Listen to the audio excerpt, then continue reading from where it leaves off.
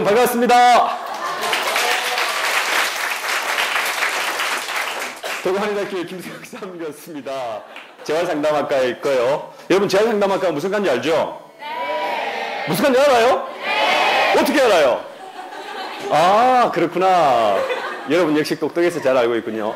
재활상담학과에서는 심리치료와 동시에 상담을 같이 하고 있습니다. 교수님이 이제 거기에서 가르치는 과목은 세 과목이 있어요. 여러분들 학생들을 상대로 해서 가르치는 과목은 세 과목이 있는데 영화를 가지고 학생들의 심리 상태를 분석하면서 동시에 여러분들에게 꿈과 희망을 주는 프로젝트를 영화 속의 인간 심리 교양을 통해서 전달해주는 과목을 진행하고 있고, 또 하나는 미술을 통해서 여러분들에게 꿈과 희망을 찾아주는 그런 어떤 과목을 진행하는 게 두 번째 과목입니다. 그리고 세 번째 과목은 뭐냐?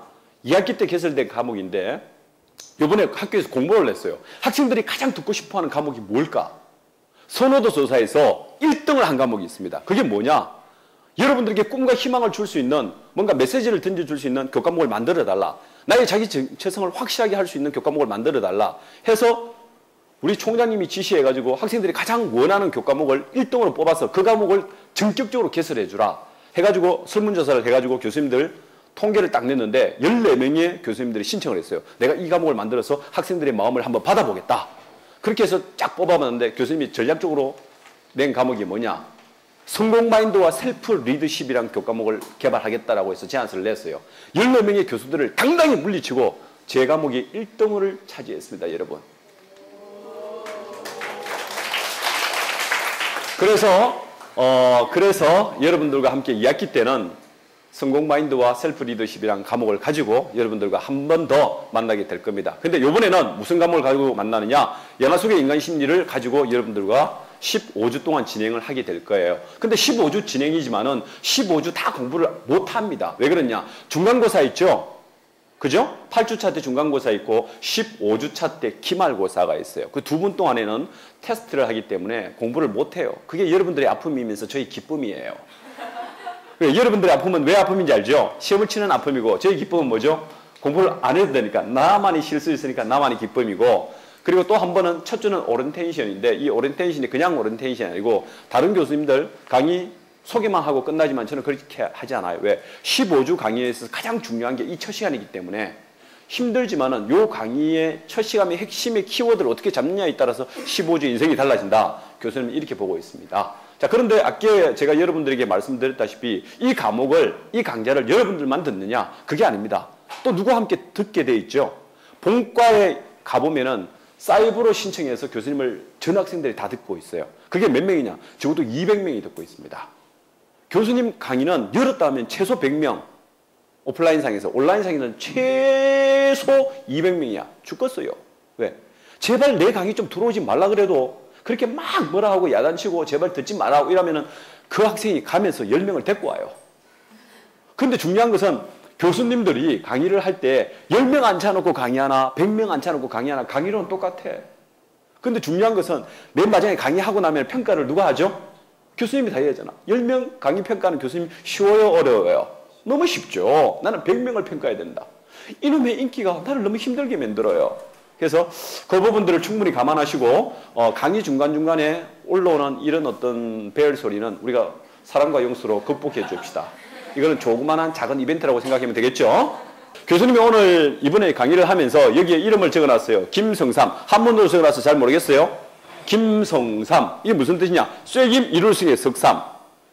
김성삼 교수는 반드시 3시간만 기도를 하면 이루고 말겠다는 강력한 의지가 내 이름 속에 담겨져 있습니다. 그래서 나는 여러분들과 함께 오늘 이 강의를 준비하면서 어떻게 생각을 했느냐? 3시간 동안 오면서 기도를 했어요. 15주 동안 우리 학생들에게 무엇을 심어줄 수 있느냐? 80명의 학생들에게 15주 동안의 짧은 강의지만은 소위 말해서 인생을 바꿀 수 있는 모멘토가 한번 돼보자. 나는 교수로서 여기에 쓴 것이 아니고 여러분들의 인생을 가이드해주는 멘토자로서 나는 이 자리에 있었다. 이런 식으로 강의를 하겠다 이거지. 그리고 여기에 있는 여러분들은 내 조카들이 전부 다 여러분들 나이 또래하고 똑같습니다. 근데 내가 빨리 장가를 갔다면 여러분들은 내 아들 혹은 내 딸들도 될 수 있어요. 혹시 아버지 나이가 혹시 그럴 일은 없겠지만은 48살인 사람 손 들어봐요. 아빠 나이가 48살. 너는 이제부터 3명은 나를 아빠라 불러라. 무슨 의미인지 알겠죠? 교수님이 지금 나이가 48살이에요. 그렇지만은 껍데기는 몇 살로 보여요? 그렇지! 박수 한번 부탁해요. 오늘 강의가 이제부터 열정적으로 갈 수밖에 없는 이유는 친구가 몇 살이라고 그랬지? 그렇지. 그 정신으로 강의를 하겠다 이거야. 그래서 오늘 여러분들에게 교수님이 강의하는 것은 교수님의 강의가 아니고 멘토자로서 그리고 20살 동기생의 리드자로서 강의를 한다라고 생각해 주면 되겠습니다. 그래서 이 강의가 앞으로 재밌을 것이라고 확신을 갖는 이유가 여기 있습니다. 자, 첫 시간에 강의를 오리엔테이션을 해야 되는데 그럼 어떤 과목을 가지고 어떤 내용을 가지고 강의를 하느냐 이게 중요하겠죠. 메모를 좀 부탁드리겠습니다. 일단 시험은 중간고사와 기말고사 두 번을 치겠습니다. 시험은 중간고사와 기말고사 두 번을 치겠습니다. 근데 두 번을 치는데 여러분들이 반드시 알아야 될 것은 교수님이 과연 문제를 어떻게 낼 것이며 교수님이 원하는 키워드가 무엇인가 이걸 아셔야 됩니다. 아시겠죠? 교수님은 문제를 많이 안 내는 걸로 유명한 사람이에요. 문제는 딱 세 문제만 냅니다. 그것도 주관식으로 낼 거예요. 자, 문제만 가르쳐 드리지 않았지 어떻게 낸다 양식까지 다 말씀드렸죠? 들었죠? 자, 그렇다면 무엇을 낼 것인가? 이게 중요한데 세 문제 중에 두 문제는 내용과 교과목에서 배운 강의 내용에 대한 전문적인 지식을 물을 거예요. 그리고 나머지 한 문제는 전문적인 지식을 묻는 것이 아니고 여러분들 마음속에 그 영화의 핵심 키워드를 어떻게 해석을 하느냐 자기의 생각을 물을 거예요. 무슨 말인지 아시겠죠? 그래서 1번, 2번 내가 강의를 잘 못 들어서 소위 말해서 놓쳤다. 3번만이라도 정확하게 여러분들의 마음의 삐을 가지고 적어 놓는다면 최소 몇 점은 확보된다? 30점은 확보된다. 그걸 이해를 좀 해주시기 바라고 그 다음에 평가는 절대평가입니다. 아시겠죠? 평가는 상대평가예요. 절대평가가 아니고 상대평가이기 때문에 내가 열심히 하면은 A군에 들어갈 수 있지만은 못하면은 B, C, D군으로 떨어질 수가 있습니다. 근데 학생들이 강의 평가를 다 하고 나서 교수님이 점수를 매기게 나와서 피드백을 받아보면 꼭 전화가 오는 학생들이 있어요. 어떤 학생들이 전화 오냐? 꼭 79점들이 전화 와. 89점들이 전화 와. 교수님 1점만 올려주시면 안 되겠습니까? 교수님하고 그런 점수 흥정을 하면 안 돼요. 79점을 매길 때는 89점을 매길 때는 그만한 이유가 있는 겁니다. 그래서 1점을 가지고 점수 흥정을 하지 말고 다만 그 답안에서 내가 무엇이 부족한가 그걸 한번 반성을 해보면 되겠다. 그런 이야기를 하고 그 다음에 과제는 한 번 나갈 거예요. 과제는 한 번 언제 나가느냐. 매주 강의 마치고 15주차의 중간고사 칠 때 알죠? 칠 때까지 과제물을 다 제출해 주시면 돼요. 근데 과제물은 어떤 과제물이냐? 과제물은 간단합니다. 교수님이 이제 강의 중간에 한번 여러분에게 소개를 해줄 건데 지금 여러분들한테 과제를 이렇게 이야기해 주면 감이 잘 안 올 거예요. 왜? 교수님의 강의 스타일을 모르기 때문에 강의를 듣고 나면은 한 주차라도 강의를 쫙 듣게 되면은 교수님의 강의 스타일이 어떤 강의 스타일이다. 내가 어떤 식으로 해서 과제를 만들어야 되겠다. 대충 감이 오겠죠? 그렇게 되기 때문에 1주 강의 그러니까 이번 오리엔테이션 끝나고 첫 번째 강의가 아바타에 관한 강의인데 그 강의가 끝나고 나서 교수님의 과제에 대한 그 에필로그를 여러분에게 소개시켜 드리도록 하겠습니다. 아시겠죠? 자, 그러면은 답안지 작성할 때 요령을 가르쳐 드릴게요. 일단 답안지 작성할 때 요령은 글자 포인트가 있어요. 글자 포인트는 일반적으로 여러분 9포인트 작습니까? 큽니까? 작죠? 11포인트 큽니까? 작습니까? 작죠? 적당하다 그래요. A4 용지 기준으로 봤을 때는 11포인트 작아요.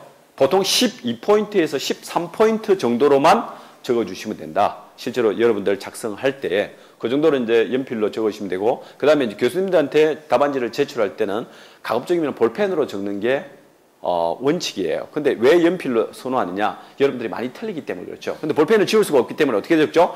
막 낙서를 끊고 그 다음에 화살표하고 이런 사람들 정말로 이런 말 하면 안 되지만 골 때리는 학생들이에요. 항상 생각을 하고 두 번 생각을 해서 메모지에 옮겨 적어놨다가 필요한 핵심 부분들을 서술형으로 잘 적을 수 있도록 하고, 그 다음에 어떤 내용이든 충실하게, 아시겠죠? 공란을 비워두지 말고 충실하게 메워나간다면 좋은 답안이 될 수 있다. 그런 이야기를 전하고 싶습니다. 자, 그런데 여기서 중요한 것은 과제물, 그 다음에 답안 작성, 그 다음에 시험, 이 부분보다 더 중요한 게 뭐냐?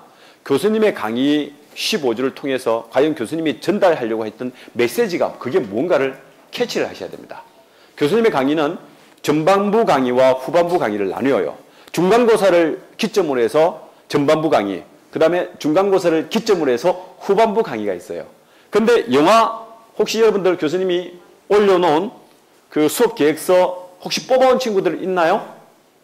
한 명도 없죠. 교수 수업을 하기 전에 항상 그 수업 계획서, 진도 계획서 그런 거 있죠. 거기 인터넷에서 다 뽑아가지고 오셔야 돼요. 아시겠죠? 거기 보면은 15주 동안에 어떤 영화를 보겠다는 거 프로필이 딱 나와 있습니다. 근데 제 첫 번째 강의가 아바타입니다. 두 번째가 쉰들러 리스트. 쭉쭉쭉 해서 어디까지 나오느냐? 생과 치히로까지 나와요. 아시겠죠? 13편의 영화를 보는 동안에 한 편도 그 영화를 안 봤을 수도 있고 아마 여러분들 다 봤을 수도 있습니다. 영화 매니아 정도라면은. 근데 그 영화가 오래된 영화도 있고 최근 영화도 있고 그다음에 그 만화 캐릭터 영화도 있지만은 핵심은 다 똑같아요. 그 핵심이 과연 무엇을 이야기하려고 하는가 그걸 여러분들 잘 캐치를 하시면 됩니다. 그래서 이번 시간에는 여러분들에게 영화에 관한 부분들이 아니고 여러분들에게 영화 속의 인간 심리를 통해서 1학년이기 때문에 저 수업을 듣는 핵심 키워드는 뭐냐? 꿈을 갖기 위한 프로젝트가 아니겠느냐 하는 의미에서 꿈찾기 프로젝트 그 첫 번째 오리엔테이션을 시작하겠습니다. 영화 속의 인간 심리. 자, 이 메인 화면을 가져왔어요. 교수님이 이 지금 파워포인트가 총 몇 장인지 알아요? 총 몇 장인지 알아요? 파워포인트가? 전체 파워포인트 오늘 첫 강의만 75장인가 그래. 여러분 파워포인트 만들어 보셨어요? 매번 교수님 강의는 한 강의 할 때마다 평균 50장 이상을 만든다. 한 편을 만들기 위해서 만약에 한 강좌당 파워포인트 50장을 만드는 거 여러분 쉽겠어요? 어렵겠어요? 정말 장난이에요. 정확하게 제대로 이태리 장이 한 땀 한 땀 술을 넣듯이 그렇게 교수님 파워포인트를 만들어. 그렇게 만들게 되면 어떻게 되냐? 여기에 들어가는 메인 사진 하나를 가지고 어떨 때는 30분을 고민해. 인터넷을 다 뒤져가지고 이 메인 화면 하나가 가지고 있는 상징성이 어떤 것인가 그걸 이야기한다. 그런데 여기에 영화 속의 인간심리 첫 번째 첫 강의에 교수님이 뭐 하는 장면을 만들어 놨어요? 출발선상에 놓여 있죠. 여러분들이 만약에 새내기들이 아니고 만약에 2학년 혹은 3학년이 내 강의를 첫 강의를 듣는다라고 하면 이 사진이 없을 거예요. 근데 여러분에게 왜 제가 이 사진을 가지고 왔느냐? 여러분은 이미 인생에 있어서 가장 중요한 출발선상에 있다. 여기에서 내가 어떻게 스타트하느냐에 따라서 나의 인생과 운명이 달라진다. 그래서 나는 여러분들에게 다음 슬라이드를 보여주라고 이야기하고 싶어요. 어떤 슬라이드냐? 자, 인생은 무엇이다? 자, 큰 소리로 다시 인생은 뭐다? 인생은 한 편의 드라마다. 공감하십니까? 자, 공감하신다면 뜨거운 박수 한번 부탁드릴게요. 자, 인생은 한 편의 드라마다. 4년 동안 여러분들은 대학 생활을 하면서 그리고 혹시 군대 갔다 오고 그 다음에 또 다른 어학연수를 갔다 온 친구들은 7년의 대학 생활을 하면서 많은 스펙을 쌓기를 주문받을 겁니다. 맞습니까? 스펙이란 말 들어보셨죠? 언제까지 이게 유효하냐? 소위 말해서 내 인생에 즉 대학 생활에 있어서 가장 중요한 스펙 쌓기를 언제까지 끝내버려야 되느냐?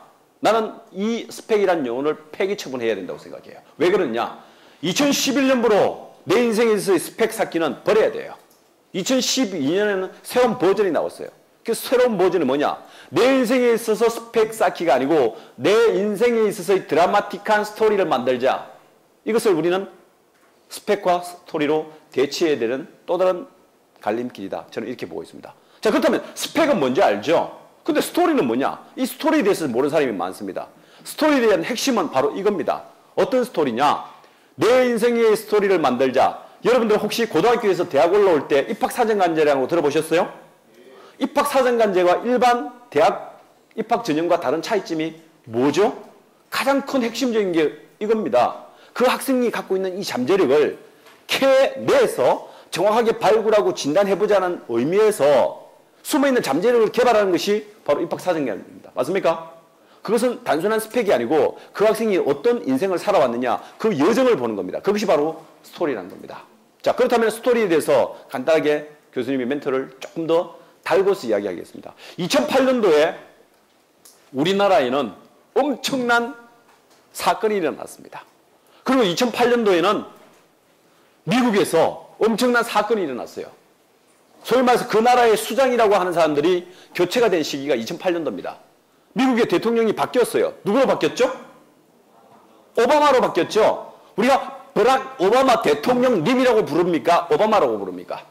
오바마라고 부르죠. 그러면은 이명박 대통령님이라고 부릅니까? 그냥 명박이 오빠라고 부릅니까?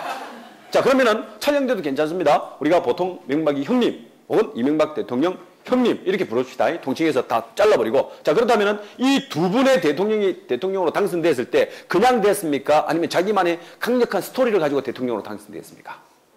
여러분 들어보셨죠? 가물가물하지만 들어보셨을 거예요. 자, 그러면 우리 이명박 대통령부터 이야기를 한번 해보죠. 이명박 대통령이 되기 위해서 세 가지 스토리를 우리에게 던졌습니다. 국민에게. 무엇을 던졌냐? 대통령이 되기 위해서 소위 말해서 이명박 대통령이 고려대학교 출신이라는 것을 전 국민에게 이야기를 했습니까? 아니면 자기 인생 스토리를 압축적으로 전달을 시켰습니까? 압축적으로 전달을 시켰죠. 제일 먼저 무엇을 했습니까? 자기가 어린 시절에 너무 가난하게 살았다. 풀빵 스토리를 팔았습니다. 맞습니까? 풀빵 스토리를 파는 나머지 300만 표가 그냥 굴러 들어왔어요. 야, 이게 되겠다 싶어서 또 하나를 더 잡았어. 뭘 잡았어? 국밥집에서 밥을 먹었어요. 이것을 우리는 무엇이라고 이야기하죠? 국밥 스토리라고 그래. 야, 저 사람 정말 가난하게 살았구나. 정말 우리의 서민들이 가지고 있는 밑바닥 정서까지 아는 사람이구나. 국밥을 한번 먹어보지 않은 사람은 국밥에 대한 눈물을 흘리는 국밥에 대해서 인생을 논할 수가 없다. 그걸 딱 한 그릇 떠먹는 순간 500만 표가 들어왔어요. 그거 가지고 안 되겠다 이거야. 그래서 직장인들을 잡아야 되겠다. 직장인들을 잡기 위해서 어떤 스토리를 썼느냐. 셀러리맨 신화라고 하는 셀러리맨 스토리를 썼습니다. 맞습니까?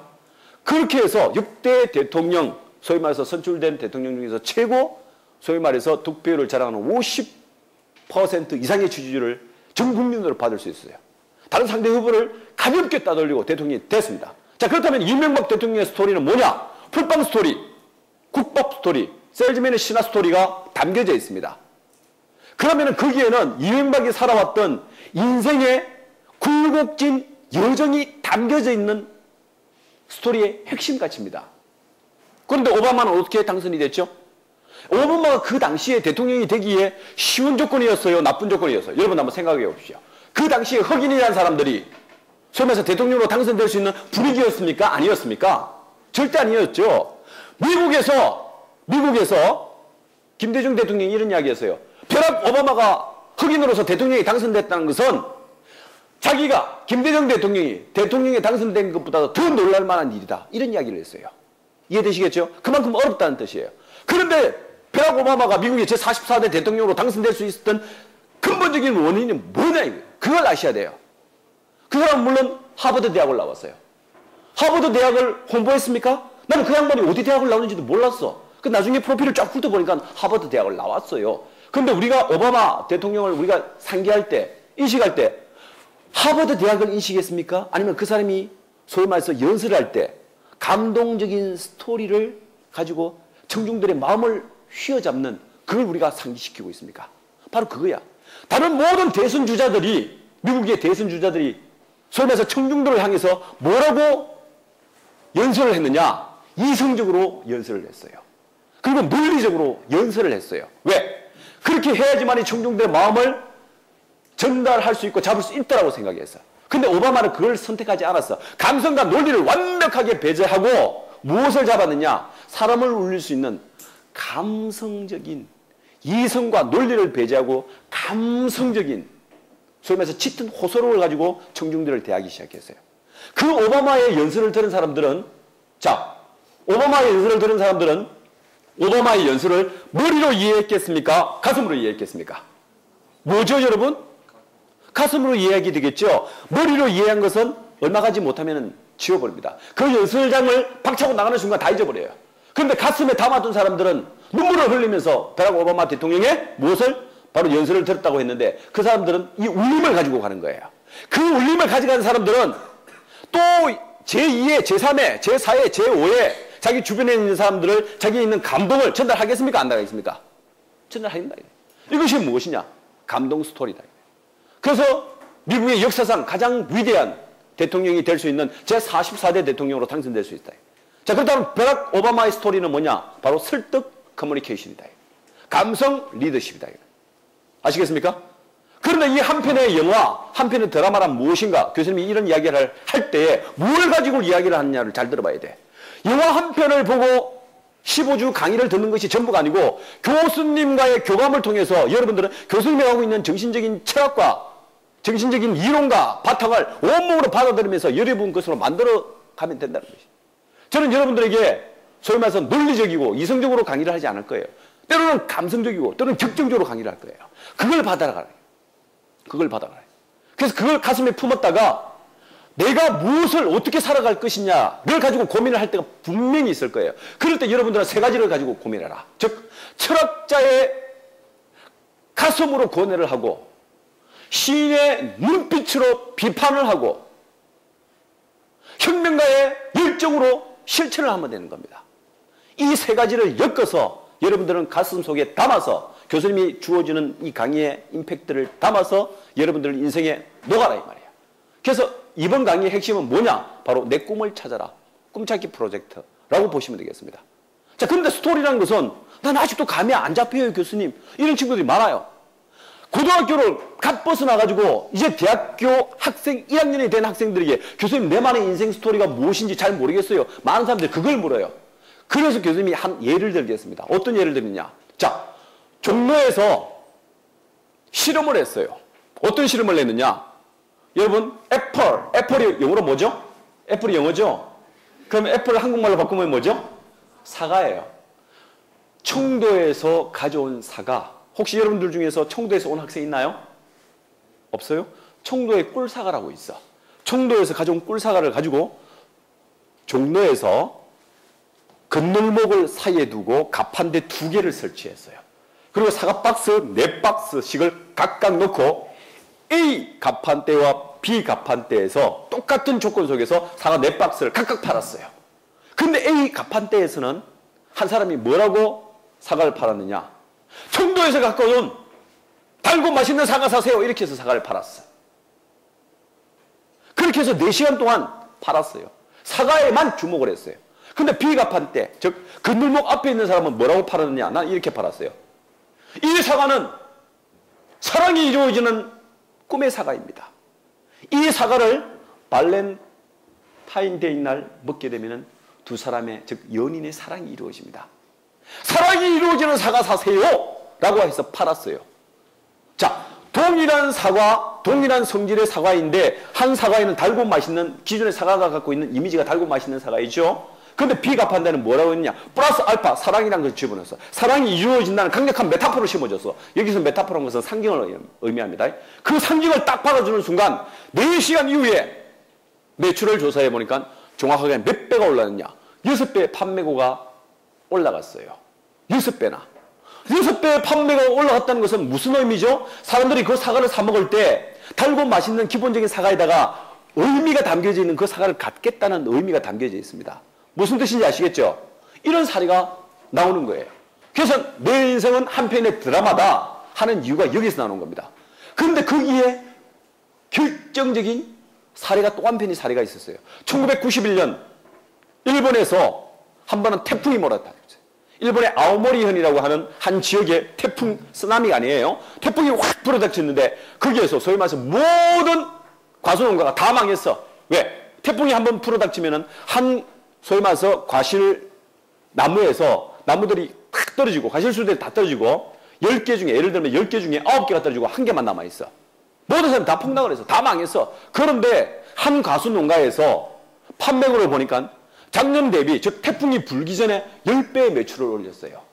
왜 이런 현상이 벌어졌느냐 해서 자맹럽보를 해서 그걸 취재를 해보니까 그게 어떤 의미가 담겨 있었느냐. 그 사람은 마케팅 전략을 바꾼 거예요. 왜? 똑같은 사과인데 절대로 떨어지지 않는 의미의 사과라는 것을 부각을 시키기 시작했다는 겁니다.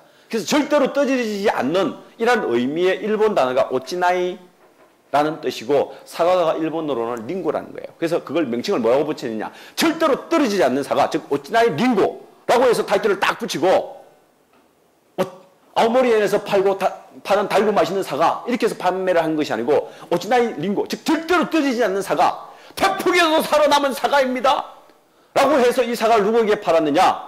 전략적으로 팔았어요. 마케팅 전략을 절대로 떨어지지 않는다는 의미를 부각시켜서 그 마케팅 대상자들에게 팔았는데 누구에게 팔면 잘 팔리겠어요 여러분? 수험생. 오케이. 또 누구에게 잘 팔리겠어요? 취업준비생. 그렇지. 또 임산부 결혼을 앞두고 있는 사람. 이런 사람들에게 각각 팔게 될 수 있겠죠? 얼마에 팔았냐? 사과 한 개당 1만 엔을 주고 팔았습니다. 자, 1만 엔을 우리 한국 돈으로 환산했을 경우 대충 얼마 정도 되죠? 10 얼마? 그럼요. 사과 한 알에 11만 원 정도라 그러면은 여러분 사 먹겠어요? 안 사 먹겠죠? 그런데 왜 사 먹느냐? 거기에는 무엇이 담겨져 있죠? 염원이 담겨져 있다. 강력한 메시지가 담겨져 있더라. 그래서 여러분들 작년에 영화 한 편이 나왔어. 최종병기 활을 여러분 보신 분 손 들어보세요. 최종병기 활 많이 봤네. 자 내리고 안 본 사람 손 들어봐요. 안 본 사람들은 보도록 하세요. 자 최종병기 활을 보면은 남이가 했던 아주 드라마틱한 이야기 한 구절이 날 건데 영화를 보거나 혹은 책을 보게 되면은 책을 딱 덮는 순간 그 책에서 가장 핵심적인 게 내 가슴에 비수처럼 남아있어. 영화 한 편을 딱 보고 나서 그 영화를 딱 보고 나오는 순간 뭉클하면서 그 주인공이 던졌던 가장 강력한 메시지가 가슴속에 남아있어 안 남아있어? 내 가슴속에 남아있는 가장 비수 같은 뭐냐? 내가 제일 싫어하는 인간이 나에게 욕했을 때 그게 가슴속에서 지워져 안 지워져? 안 지워지잖아. 똑같이 감동을 받은 그 장면도 지워지지 않습니다. 근데 최종병기 활에 남이는 뭐라고 이야기했느냐? 두려움에 직면하면 그뿐. 바람은 계산하는 것이 아니라 극복하는 것이다. 이런 멘트가 있어요 없어요? 이런 멘트가 있죠. 그런데 브라질의 유명한 소설가 파울루 코엘류가 뭐라고 이야기했느냐? 교수님이 파울루 코엘류 전집들은 많이 읽는데 그중에서 가장 교수님을 감동시키는 한 구절의 글귀가 있습니다. 그게 뭐냐? 연금술사란 책 읽어보셨어요? 연금술사란 책을 읽어보면 그 책의 마지막 말미를 딱 읽고 나서 책을 덮는 순간 가장 가슴에 남는 한 구절이 남아져 있어. 그게 뭐냐? 당신이 무엇인가를 간절하게 바라본 적이 있느냐? 당신이 무엇인가에 대해서 강력하게 원해본 적이 있느냐? 만약에 그럴 때가 있다면 정말 당신이 할 수 있는 최고의 진정성을 담아서 소원해봐라. 염원해봐라. 그래 되면은 어떤 현상이 벌어지냐? 우주의 기운이 당신들을 도와줄 것이다. 무슨 뜻인지 알겠죠? 이것을 우리는 뭐라고 하느냐? 심리학에서는 플라시보 효과라고 하는 겁니다. 자, 좋은 생각, 긍정적인 생각을 하게 되면 우주의 기운까지도 바뀐다라는 의미에서 그런 멘트를 던지는 겁니다. 자, 그렇다면 내가 가져야 될 꿈은 20대 초반, 지금 현재, here and now, 지금 현재에서 내가 가져야 될 꿈은 뭐냐? 여러분에게 꿈을 가지나 비전을 가지나 이런 어떤 판에 박힌 이야기를 하고 싶지는 않습니다만은 한 가지 던지고 싶은 멘토는 상상하라. 그러면 이루어질 것이다 하는 겁니다. 그걸 우리는 최근에 그 다음 드라마를 통해서 알 수 있다. 그 다음 슬라이드를 보면 여러분에게 이 사람을 이야기해 주고 싶어요. 누구죠? 폴포츠? 모르는 사람 있습니까? 없죠? 폴포츠 2007년도에 폴포츠가 나오고 나서 우리나라에서 난리가 났어. 오디언 신드롬이 불어졌어요. 맞습니까? 위대한 탄생 MBC에서 슈퍼스타 K 허각 위대한 탄생 백천강 그런 사람들이 나오게 되었습니다. 집불도 가진 것도 없는 사람이었어요. 그리고 또 스타킹의 백승일 한양대학교 성악과를 수석으로 들어갔던 친구가 갑자기 가세가 기우는 바람에 학교를 포기했죠. 그리고 어부잡이로 갔다가 나중에는 다시 스타킹에 나와가지고 일약 어부잡이 폴포츠라는 닉네임을 받았던 그 친구부터 시작해서 이 폴포츠는 한편의 감동적인 드라마였어요. 영화를 찍는다고 하더라도 이 사람처럼 드라마틱한 완벽한 영화는 없을 거예요. 근데 나는 여기서 그 한편의 짧은 동영상을 몇 번 돌려봤느냐? 지금까지 본 것만 합치면 50번이 넘을 거예요. 왜 이걸 자꾸 돌려서 봤느냐? 심사위원들의 주목을 해서. 37살의 폴포츠가 소위 말해서 브리튼스 갓 탤런트 대회에서 자기의 모든 것을 걸었어. 37살에 그 시골에서 올라온 휴대폰 판매원이 무대에 딱 서는 순간 3명의 심사위원들 중에서 가장 독설가라고 이야기하는 사이먼 코엘이 팔짱을 딱 끼면서 눈도 제대로 쳐다보지도 않아. 어떻게 받느냐? 약간 사시 눈을 뜨면서 보면서 시작해봐. 이런 식으로 했어. 그러면서 들고 있는 볼펜을 어떻게 했느냐? 이게 작은 행동들이지만은 행동이 무엇과 연결되냐면 그 사람의 심리적인 상태와 똑같이 직결됩니다. 이것을 우리는 심리학 용어로 body language라고 이야기해요. 그 사람이 하는 몸짓 언어, 이런 부분들은 언어의, 소위 말해서 상징적인 언어의 또 다른 표현이라는 뜻이에요. 근데 눈을 이렇게 팔짱을 낀다는 것은 한번 지켜보겠다는 의미고 눈을 내리끈다는 것은 사람들을 비한다는 뜻입니다. 그리고 이거 지경지경 쉽죠? 네가 한번 해봐라, 이 색. 아, 죄송합니다. 이거는 비속어입니다. 이 시빌라이제이션아. 이런 식으로 이제. 자, 저는 절대 욕을 하지 않습니다. 제가 쓰는 용어들은 항상 공식적인 용어예요. 그러니까 이런 식으로 해서 너는 아웃사이드지 않느냐? 왜? 오디션을 봤는데 구형 양복을 입고 왔어요. 2007년도에 구형 양복. 교수님이 입고 있는 이 양복은 상당히 세련된 양복이죠. 허리 목 라인에 쫙 들어가는 그런 양복이에요. 최첨단 라인이야. 근데 그 양복은 어떻게 왔느냐? 이걸 풀어서 넥타이도 안 맸어. 이거 하나 들렁매고 와가지고. 근데 중요한 것은 뱃살을 보니까 뱃살이 접혀 있어. 그리고 이빨을 보니까 이빨이 앞니 이 중간 부분이 벌어져 있어. 골 때리는 현상이죠. 얼굴이 완전히 몸깡에다가 얼꽝이에요. 볼 수가 없는 상황이었어. 그 사이먼 코엘이 그걸 봤을 때 제대로 봐주겠어요? 그래서 팔짱 끼고 이렇게 딱 보니까 그 사람은 딱 두 다리를 벌리고 마지막 최후 방어선을, 즉 낙동강 최후 방어선을 쓰는 것처럼 두 다리를 무대에 내리꽂았어요. 내가 봤을 때는. 쓴 거 아니고, 떨리면서 쓴 게 아니고, 여기가 내 인생의 마지막 종착지입니다. 라고 해서 이 두 다리를 무대에다가 꼽았다니까? 난 그걸 느꼈어요. 꼽아가지고 그 세 사람이 독서를 온몸으로 받는 거야. 그리고 자기는 여기서 나는 이제 마지막이다 하는 식의 노래를 부르는 거예요. 무슨 노래를 부르느냐? 푸치니의 오페라 투란도트의 공주는 잠 못 이루고, 그걸 부르는 거야. 이 음악을 왜 성공을 했느냐? 이 음악이 어려운 거야. 세계 3대 음악가라고, 성악가라고 이야기하는 루치아노 파바로티가 가장 완벽하게 소화했다라고 하는 그 음악을 전 세계 성악가들이 도전했는데도 불구하고 완벽한 찬사를 받지 못했던 그 노래를 불러서 그 세 명을 완벽하게 감동시킨 거예요. 근데 중요한 것은 그 양반이 노래를 부르는 거 보니까 무대에다가 바리를 꼽고 배심으로 부르는 거야. 맨 마지막 운명이다라는 생각을 가지고 부르는 거야. 근데 중요한 것은 변화는 어디서 일어나느냐? 심사위원들 3명에서 변화가 일어나는 것이 아니고 전율을 느끼게끔 만든 것은 청중들을 장악했던 거야. 청중들을 장악했다는 거야. 무엇을 의미하느냐? 마르쿠스 아우렐리우스가 한 사나이가, 한 인간이 완벽한 인간이 되기 위해서는 4가지가 필요하다 그랬어. 그 4가지가 뭐냐? 정의와 용기와 지혜와 맨 마지막에 절제가 필요하다. 이 4가지를 온몸에 모았어. 폴 포처는 무대 속에 다리를 바꿔서 공주는 잠 못 이루고 그 노래를 부를 거야. 근데 정말로 아이러니한 것은 쇼생크 탈출 영화를 보면은 그 노래가 쇼생크 앤디라는 그 주인공이 수감수들을 위해서 음악을 들려주는 바로 그 노래가 그 노래입니다. 그걸 부르는 순간 청중들이 눈물을 흘리기 시작해요. 첫 마디, 첫 소절이 딱 끌려 나오는 순간, 폴포츠의 영상이 노래가 나오는 순간 눈을 치켰답니다. 심사위원들이. 사이먼 코엘이 눈을 치켰더래요. 이것 봐라. 근데 그 중간에 있는 여자 아만다는 뭐라고 하는지 알아요? 갑자기 입가에 잔잔한 미소, 근육이 움직이기 시작해요. 그리고 맨 왼쪽에 앉아있던 피어스 몰건은 살짝 동료들을 지켜봐요. 왜? 의외의 반응이다 이거죠. 그리고 그 노래가 극점을 달릴 때 전 관중 속에 기립박수가 일어나는 거예요. 이건 게임이 끝난 겁니다. 사이먼 코엘이 이렇게 이야기하죠. 당신이 진짜로 휴대폰 판매원입니까? 사람들이 막 묻죠. 한마디 더 던져요. 그리고 이런 노래를 부른다고요? 당신은 최고입니다 라고 합니다. 그 중간에 있는 아만다는 뭐라고 던지냐? 우리는 지금 다이아몬드가 될 원석, 석탄 하나를 발견하는 순간이었습니다. 그 남자의 나이가 몇 살이냐? 37살 나이 때 그걸 만들었다는 것입니다. 실패는 없고 시련은 있다. 이런 부분들입니다. 그런데 그 폴포츠가 두 다리를 무릎에 박는 순간은 어떤 순간하고 똑같았느냐? 나는 그때 누구를 생각했냐? 이순신 장군을 생각했어요. 자, 이순신 장군을 왜 생각했느냐? 지금 교수님 나이가 몇 살이라고 그랬죠? 여러분에게? 48살이라고 그랬죠?